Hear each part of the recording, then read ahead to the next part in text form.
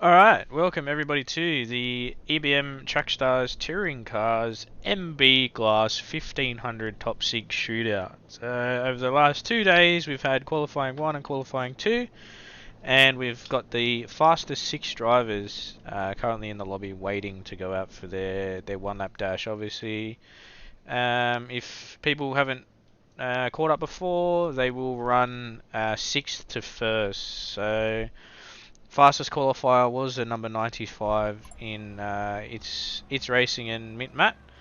So lovely joined by me in the combox is the lovely Adam Weller, who just finished his 26 laps around here. So he's a little bit tired, but he is in good spirits and joining me in the combox. So I'm not exactly too lonely, and I do believe we will have Spud jump in after he does complete his lap. But welcome, my friend. No, thank you very much for having me. Very intrigued to see how this one goes. A lot of pressure on the shoulders of these 6 drivers here with this one-lap shootout format for the top 6. I'm living proof of that. I've been it 3 times in 13 laps in the second TS2 races that we just had, and you can see it as well even in, say, the FIA qualifyings and stuff like that. When it comes down to crunch time, when you know that this is the make or break moment, sometimes the pressure gets the better of you. However, if you want to take Trackstars regulars, put them all in a lineup and find those that would be best suited to dealing with pressure, I think these would be somewhere up the end of the sharp end of the list. 6 of the creme de la creme set to try and set their fastest. Yeah, definitely. Obviously, these obviously top 6 cars have been the cars to beat during the season. At the moment, obviously, we do have the car number 66 currently leading the championship in Diswood. So it's a very tight margin there between Diswood and its racing. So it's a mere 22 points between the two of them, between Diswood and its racing. So unfortunately, Matt isn't in the 95 tonight. He did have some other family things he had to go to. So its race, he'll be giving it his best shot on seeing where he can put the 95. So he will be out last. But yeah, it's definitely going to be one to watch. 2 very interesting lineups for this title deciding weekend. Of course, everyone knows the accolades of Mid-Nat, both in the virtual and real world. Then you've got speedy tyres with Diswood in that 66. So 2 very handy driver combinations, and I really, of all the things I would love to do in Trackstars, being an endurance race co-driver in the main game, particularly at the sharp end of the championship order. I don't think you can pay me enough money to take on that responsibility. The last thing I'd want to do is launch into the barriers, cat-assisted or otherwise, and ruin someone's championship. Yeah, obviously it's a bit of a hard one there. Obviously you wanna be pretty consistent, confident in your co-driver. Obviously, you did run at Laguna Seca in the LMP, so you did a pretty stellar job there in that car. But obviously there probably wasn't as much pressure in that one. But yeah, definitely it's a big step to fill, believe it or not. I also think I made less errors across the 4 hours of the endurance last week than I did 13 laps tonight, thinking about it. So clearly not my combination route to St. Croix C. Complex circuit, and I think an interesting one as well for this kind of format, because obviously close to 3 minutes in length. If you miss an apex early on, say going into, I don't know, turn 3 or something like that, it might not be the end of your opportunity for a front row. It's, such a long-winded affair, as it were, that it could still be salvageable. I see qualifiers about to begin, so we are about to get our look at the lay of the land, and first car about to head out onto the circuit. Yeah, so the current running that we do have, we obviously have the 95 in its racing mid-mat in pole position at the moment. And then we got the 66 in Diswood and Speedy Tyres in second, Duran 50 and Nightwalker in third, Viper Z and myself in fourth, the Bands and Sir Slayer in fifth, which is a very nice job there by Sir Slayer, and obviously Jono, Stan and Spud in sixth. So the way it'll work, they will go out back to front, so we will have the number one head out first, and then obviously followed by the 55, the 24, the 50, the 66, and the 95, which is will be rounding out the top six. So it's definitely going to be an interesting one because, funnily enough, we're not actually joined by the number 47, which is a bit unfortunate. But we'll wait and see what that's got to do here. But as we see the number one start to warm up his tyres, we'll wait and see what Spud has here to put down in his Lexus. Obviously we do have 4 Hondas and 2 Lexuses. Unfortunately the fastest Nissan is just behind Spud, which was the Shade-On car in the 144, who did a 255.9, so he missed out by 3/10 unfortunately. So he's the fastest Nissan on the grid at the moment, so starting from 7th. But yeah, as I said, we do have 4 Hondas and 2 Lexuses, but we'll wait and see what this top 6 shootout has to shake up. Spud is going to be hoping for an exemplary San Croix 1500 here this weekend. The championship at this stage, 3rd place, not quite 100 points. Championship is slightly a long old shot. So he is just going to really be focusing, I think, on this race and this race only. Spud is really going to have to press on, though, to be in with the hope of a podium even in such a strong field. Certainly the driving talent to do it in the number 1 car, but that's the thing, the driving talent is there to do it in overwhelming majority of the field coming into tomorrow's race. So the 1 lap pace, even the form book of the season as a whole, is somewhat burnt away because we do have the X factor of the co-drivers, and some people who excel in the sprint races and such may come unstuck, come unglued at the sheer distance and challenge of the race we have tomorrow. Spud is about to do his 1 lap though, just going through the fast sweeping final sector. Let's see what kind of time he can put in. Yeah, so he's just finishing his outlap here, so he's getting as much temperature into those racing medium tyres as he can to try and get as much speed as he can out of that Lexus. Obviously, it's not, I don't feel like it's as strong as the Hondas overall, but we'll wait and see what he can pull out of it. Obviously, he did set a faster time than Jono, so we got him on here as he takes a really nice exit out of the last corner, and I shall let you take over from here. Okay, so running down to what isn't that much of a corner unless you've got someone alongside you. Turn 1, but it's important to clip that curb if you can to shave off a few hundredths of a second.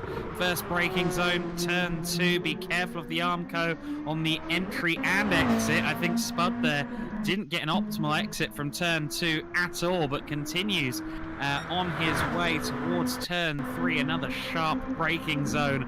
I'm sure we're going to see plenty of action here tomorrow when we go racing. Looked like a decent line through turn 3, and then things get a little bit quicker and certainly a lot more aggressive for the tyres running through 4, 5 and 6 here. Spud on the brakes, how does he get it turned in there? Very nicely indeed. It's easy to miss that particular apex. There are a few apexes here that can trouble you if you're not fully focused on the task at hand.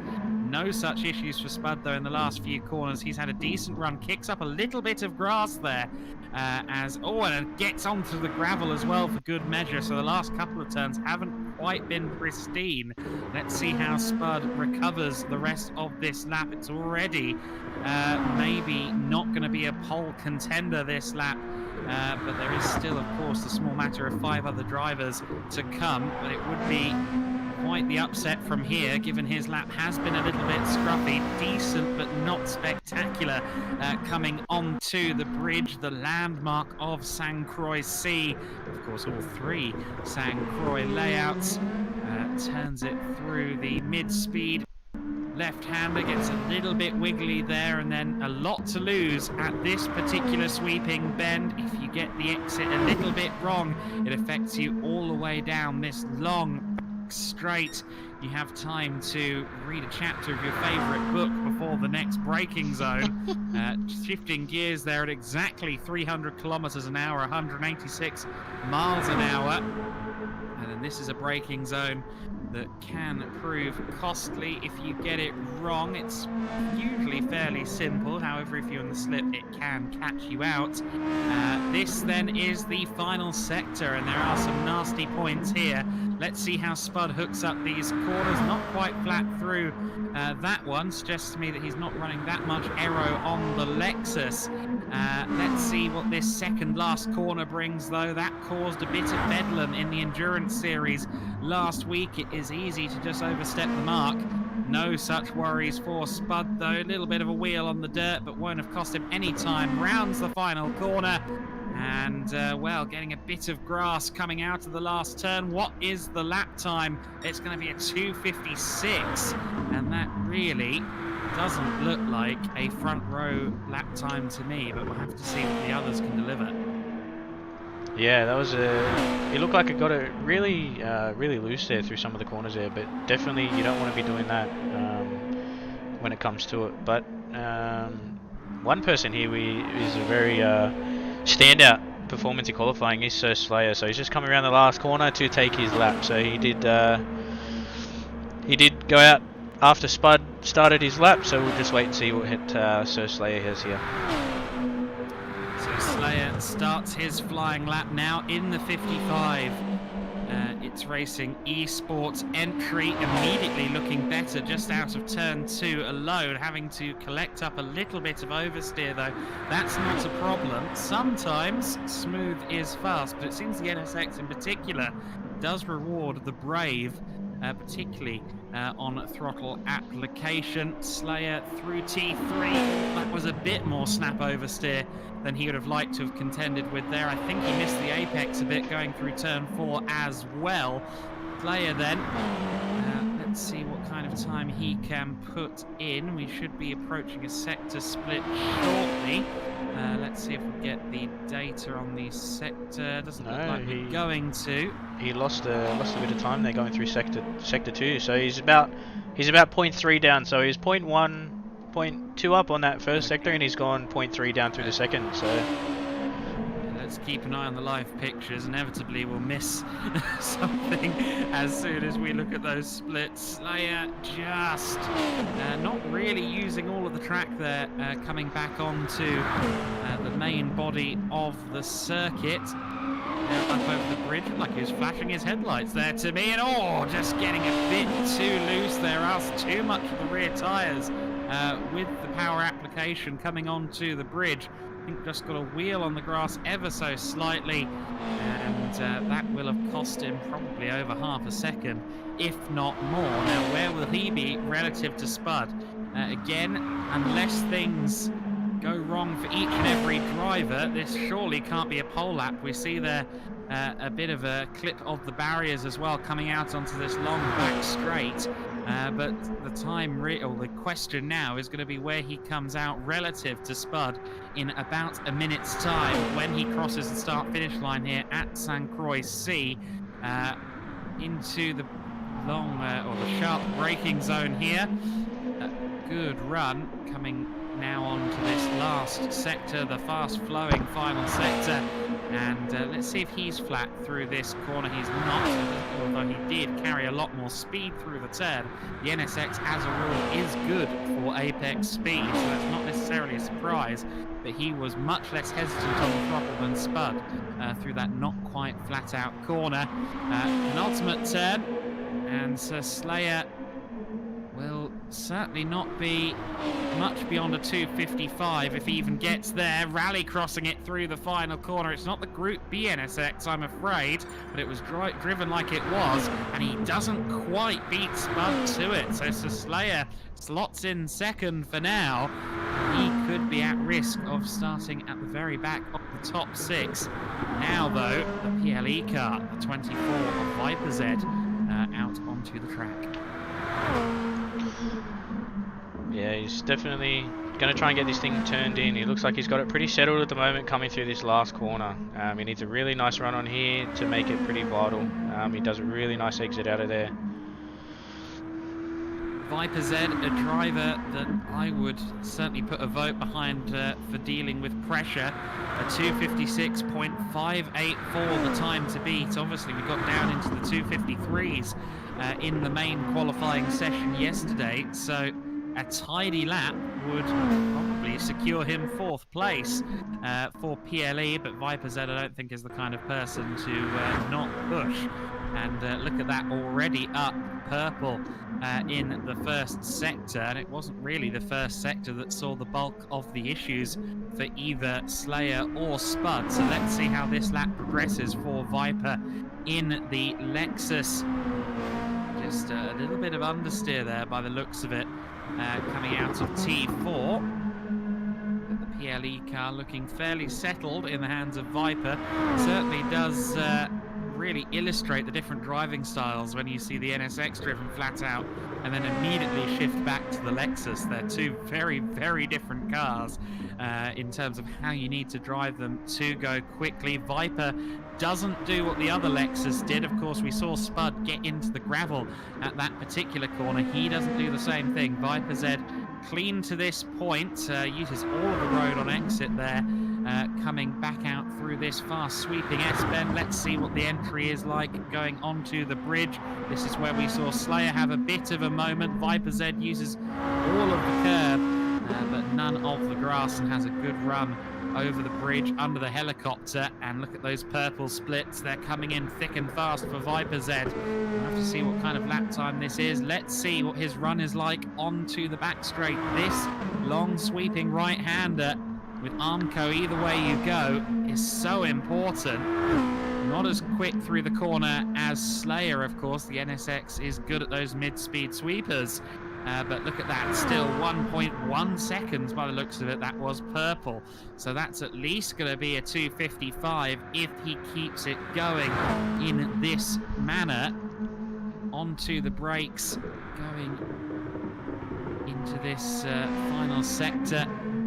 It's such a characterful circuit here at St. Croix C. It's almost a bit of a bipolar circuit, really, in the different sectors. You have this kind of classic road circuit style. You have the more stop and start almost section at the start of the lap, which is also more traditional racing track. Viper Z is certainly putting in a more traditional attempt at a clean and fast lap here at St. Croix C at the moment. Viper Z, they're just getting a wheel on the grass through the penultimate corner. Let's see what his run is like onto the main straight. He uses a bit less grass than Sir Slayer did. Let's see if it's a 55 or perhaps even a 54. It is a 254, so that is a big leap up compared to the previous two times. What is that? 254.9, I believe that is. Yeah. Wow, 254.997 for Viper Z. That has lowered the bar significantly for this man, Nightwalker 964, and the rest of the pack. And of course, a vested interest in that lap from DJ here. And I think your teammate did you proud there. Oh, definitely, man. I just messaged him then and I just go, "You're a madman, sod a lap," and he just goes, "What a lap." So he's very definitely impressed with that, but don't count him out yet. We do have 3 Hondas to go, so we've got Nightwalker, It's Racing and Diswood to go, so we'll just wait and see what these three can do. Absolutely. Kind of felt like DJ was smiling, kind of like John Bowie did during the lap of the gods, Greg Murphy, up at the mountain all those years ago. There's Nightwalker then, and the NSX, the first sector already completed for this car. Nightwalker 964, pretty quick driver, we've seen that, and let's see what his time is looking like through this second split if we can. Turns it in. Doesn't use too much of the outside going into the turn, but still managed to get the apex nicely.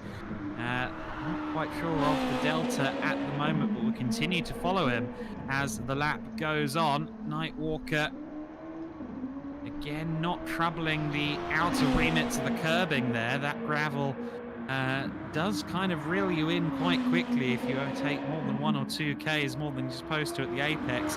Very tidy lap from Nightwalker so far, but is it a quick lap? We'll have to wait and see.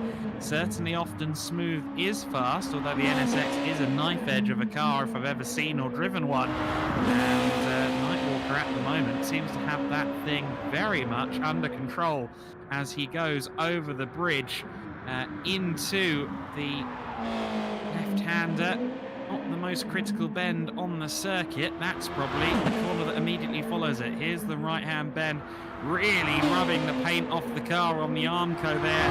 And a bit too fast into the corner, and that slowed him down massively coming out of the corner. He did what I was doing during the endurance. Fast in, slow out. And unfortunately, I can tell him for free that that doesn't work.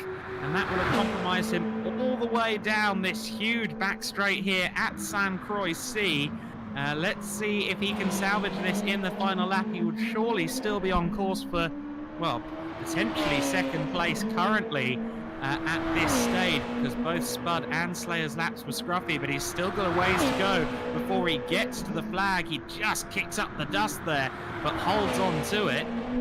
Just a few corners between Nightwalker and the flag. Let's see what kind of time he puts in. Penultimate turn now. Oh, and a bit sideways there. Certainly not the optimal line or optimal apex speed through that corner. Not at all tidy coming out the final turn either, but still going to be a somewhat decent lap. Does he beat Spud? Yes, just about. But a full second back from Viper Z's time. And I think we can trace most of that back down to that run out of the long sweeping right-hander onto the back straight. He cost himself a lot of time there, having an argument with the Armco. Diswood is going to hope for a tidier lap than that. Yeah, certainly he's going to need to put in a much tidier lap than that one, because that was a little bit sloppy there. I don't mean to put Nightwalker down there, but he did seem like he was a little bit slidey coming out there. But I'm not putting Diswood out at all at the moment, because if there's anyone that's going to take Viper Z off the top, it's definitely going to be Diswood. Yeah, Woodsy, surely one of the favourites coming into this session. It was really a lap of two halves for Sir Slayer. He was incredibly tidy up until the bridge, and then it kind of fell apart from there. Diswood starts his flying lap then. This is so important for him. He will want to be on the front row of the grid. At the very least, he'll want every advantage he can possibly have over that 95 ITS racing car, which is still to come. I think he troubled the Armco slightly there out of turn 2, but Diswood continues on regardless. Let's see what kind of lap he can squeeze out. It's a 254.997 he has to beat, and he's purple in the first split, so Diswood quick in the first sector. But let's see how this lap evolves. Viper Z in the Lexus is currently the benchmark. There are 4 Hondas, of course, in this session. But so far, the Lexus has proven to be the quickest car, but Woodsy in the 66 may well change that. We're still early in the lap, though. Not quite 1/3 of the way around the course, but look at that split time. He's still purple this stage in the lap. Fairly clean and smooth through this sequence of bends by the looks of it, although a little bit too much apex speed there, and had to trouble the gravel trap a little bit. Shouldn't have cost him anything more than a few hundredths of a second at best. It's been a tiny lap to this point for Woodsy, but we said the same for Sir Slayer about 3.5 minutes ago, so let's see what Diswood's lap looks like from here on out. It's a good run onto the bridge for Diswood, and next up is that braking zone into the left-hand bend, and then that fast right sweeper. Let's see if Woodsy can nail that setup for the long back straight. He gets a little bit loose coming out of the left-hand bend.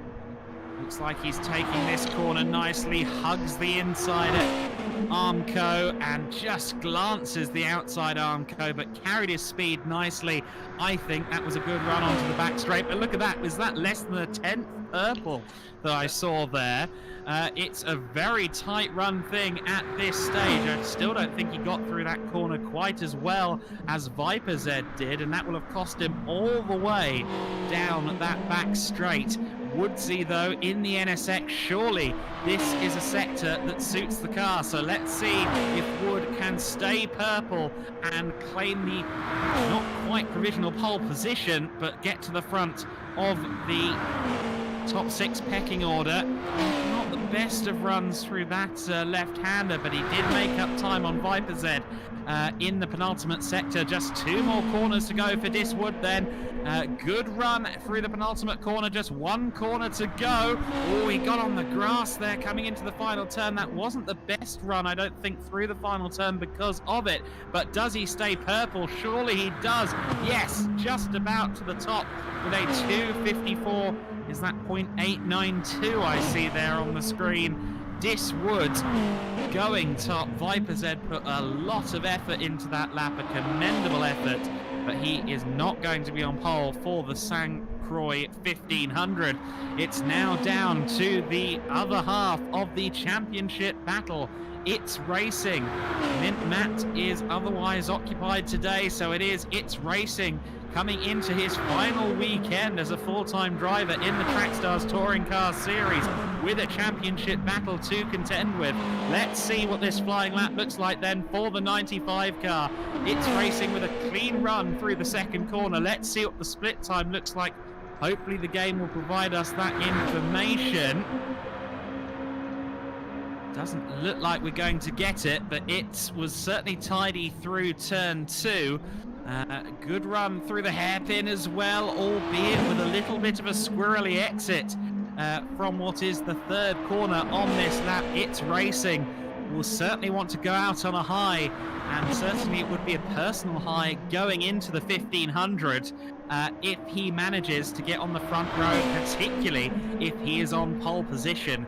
Heading into the St. Croix 1500 here, and well, everyone watching with bated breath, I am sure, as this MB Glass and Cartel Equipment Hire backed It's Racing esports machine continues on around the lap.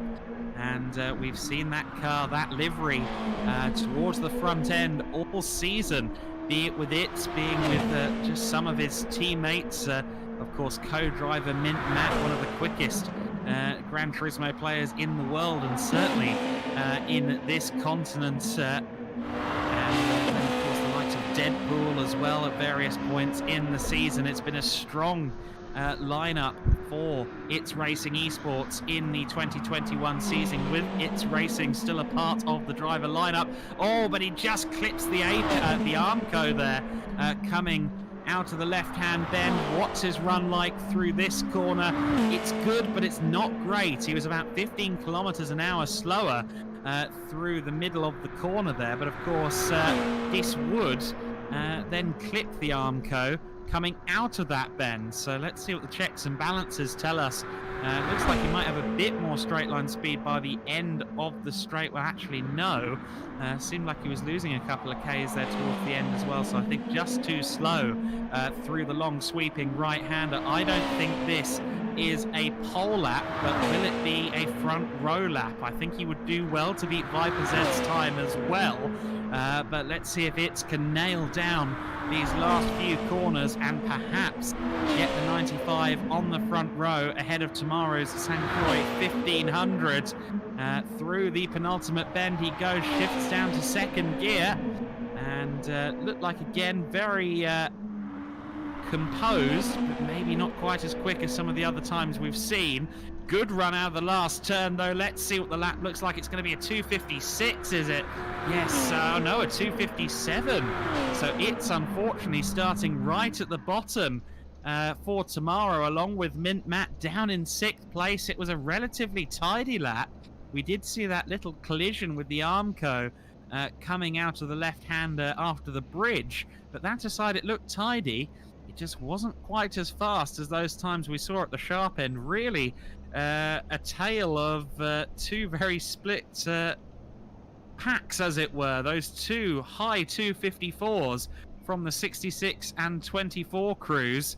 and then everyone else not even being able to break a mid 256. And well, whether you're backing PLE or CP Motorsports, both crews will be delighted with the results they see on screen at the moment. Diswood claiming pole position for the St. Croix 1500. Viper alongside him. Nightwalker, third place there alongside N-Spud P666. To Slayer and It's Racing netting the third row for their respective teams. Well, we expected it would be heart and mouth, and certainly this session has delivered. We saw the pressures of the one-lap shootout format. We saw some brilliant driving. I think Viper Z's lap in particular was as perfect as they come, but it wasn't quite enough to beat out Diswood. However, DJ, I think that that is a tantalising taste of what we're going to get tomorrow in the big one, the 1500. Yeah, certainly. I mean, that's going to be a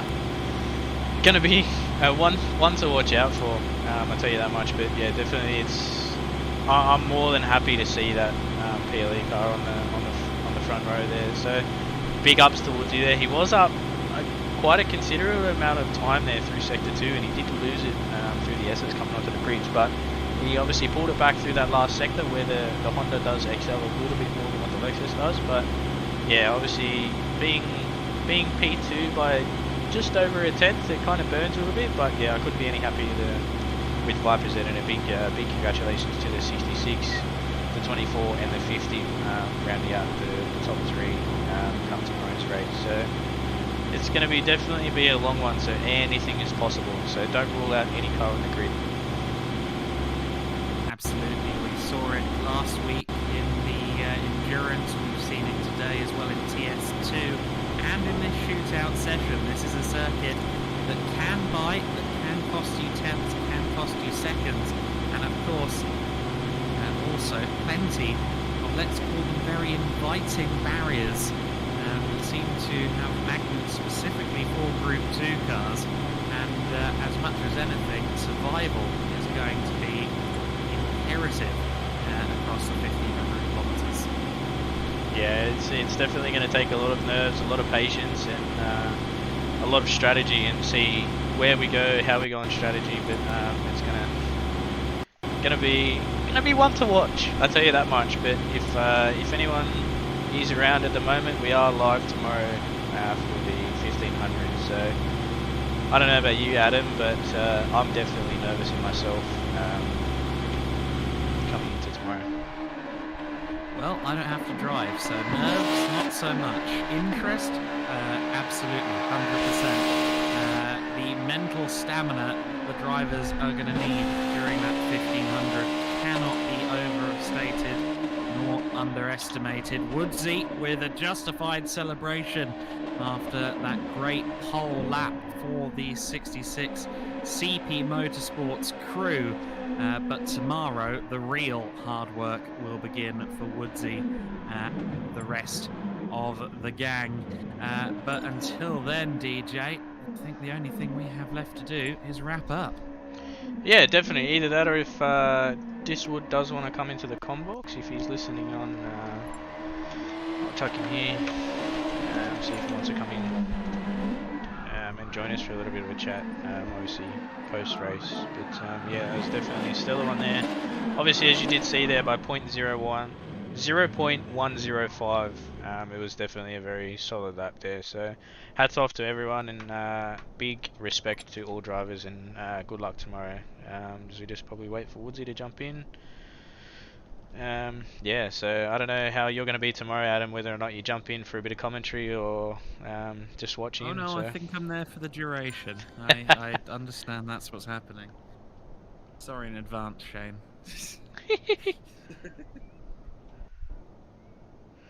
Yeah, so we'll just wait for Woodsy to come through. But yeah, no, it's going to be a very exciting one tomorrow, I reckon. Considering 1500 Ks, it's going to be 130 odd laps. It's a very long way, believe me, especially being at 3 minutes a lap.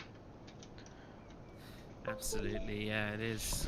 I mean, it took me about an hour and a half of just solid lapping to really know, particularly where that first sector, that first kind of third of the lap actually goes. It's a weird little first section of the circuit, kind of almost anonymous corners. They all look somewhat similar.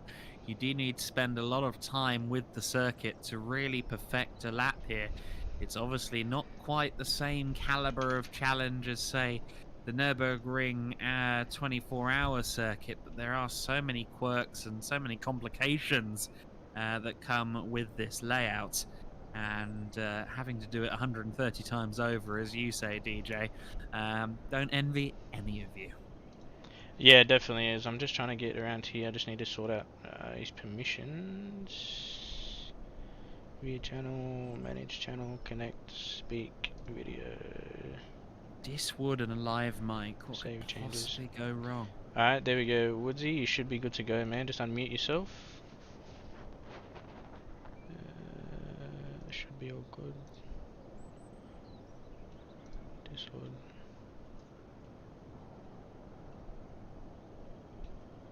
Oh, use voice activity. Here we go. Sorry, there we go. Hey. There we go. Sorry, I just had to muck around with the permissions there. But yeah, no, that was a very solid lap there. That was very, very close considering you're up by 0.3 coming through sector 2 there. And you did lose a little bit of time going through the S's, but you pulled it back through the last sector. But having having 0.1, man, it definitely stings, but we'll bring on tomorrow. I was panicking a little bit there. Heading into it, I may or may not have got the power wrong, just fractionally. So I was like, oh no, what am I actually going to achieve? So I had no idea what lap I was going to do heading into this. But yeah, completely messed the settings up. But yeah, turns out she's all good. So yeah, long race ahead tomorrow. It's going to be a very, very interesting event, to say the least. That's for sure. And Viper Z really set you quite the benchmark there, didn't he, as well, with the 254.997, especially in these kind of one-lap shootout conditions. That's a sizable gauntlet to put down. Yeah, definitely. I was expecting him to definitely throw down the gauntlet.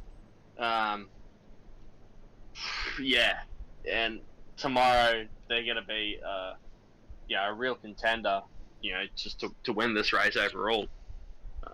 So it's, yeah, certainly there's multiple cars that can potentially take this race out, like with strategy, safety car. You'd never know what's going to go wrong in such a large track. That's a lot of distance to cover if something goes wrong early on. Absolutely, and it's one of those circuits as well. I mean, we kind of saw it I was involved in it, in TS2 Race 2. That first lap can be very sketchy indeed, turn 2, turn 3 in particular. Obviously, everyone's going to hopefully have their sensible hats on coming into the first lap of the 1500 tomorrow. But when it comes to pack racing at certain parts of this track, it can be very, very edge of seat, can't it? Yeah, very much so. It's kind of a unique track in the sense that this is one of the widest ones we go to on the calendar. But it's also very deceptive. There's certain sections of track that the space just disappears, and it sort of bottlenecks, like turn 1, for instance, going through the chicanes, coming onto the bridge. It bottlenecks through there, and then certainly the through the last sectors, they turn into a bit of a bottleneck. But it's such a fun track when you get it right. It's beautiful. That's the imperative word, when you get it right. And, well, apart from a couple of points that you raised there, Woodsy, I'd say you got it right when it counted. And hats off to you for that pole position in the shootout. Just 130 more laps like that, and you'll have a championship and a 1500. Yeah, thanks, man. Yeah, it's there's certainly a bigger goal to play for tomorrow. But certainly you know, everyone wants to get that trophy for the 1500. So I mean, if we're gonna be thereabouts in order to take the championship out. So I mean, if we're there, we'll have a crack for sure. Yeah, at this stage, it's yeah, just wait and see. Is this to say that you won't be pushing DJ to another trophy? You only get one of those this year. Nah. Nah, I think, mate, to be sure, I'm pretty sure he won't even be in the last stint, mate. I'm not giving away any spoilers, but we definitely have our plan tomorrow set down. But we'll wait and see what happens. Yeah, righto. It's racing driver speak for Woodsy was right. Look, put it this way, common sense would tell you that this guy is going to be running at the end, and this other guy that's in the com box here he's going to be having Doritos and dip on the sideline watching. It's like, yeah, win it, man.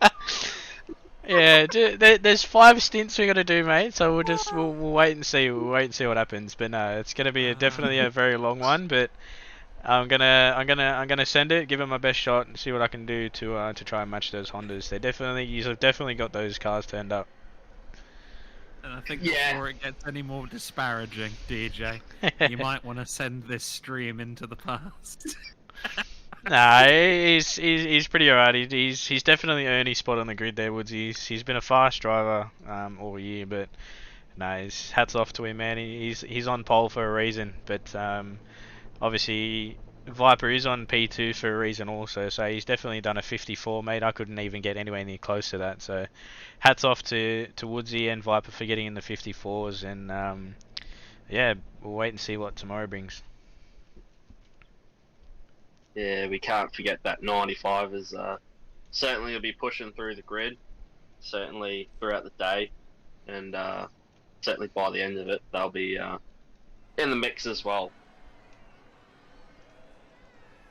But as we wrap up the stream there, I thank Woodsy for jumping in the combox, for obviously taking out P1, and then obviously Adam for calling pretty much every part of the top 6 shootout, and he did jump in for the end of TS2, but no, he will be here tomorrow. But yeah, as we round out that top 6 shootout, we do have the 66 CP Motorsports of Diswood and Speedy Tyres starting on pole position with a 2 minutes 54.8. So that was a very solid lap there. Then P2 is a 24 PLE car of myself and Viper. The other CP car in Duram and Nightwalker, obviously the MSR number 1, the 55 It's Racing, and the 95 It's Racing. So we'll wait and see what tomorrow brings, and until then, thank you Adam, thank you Woodsy, and thank you everyone for joining in.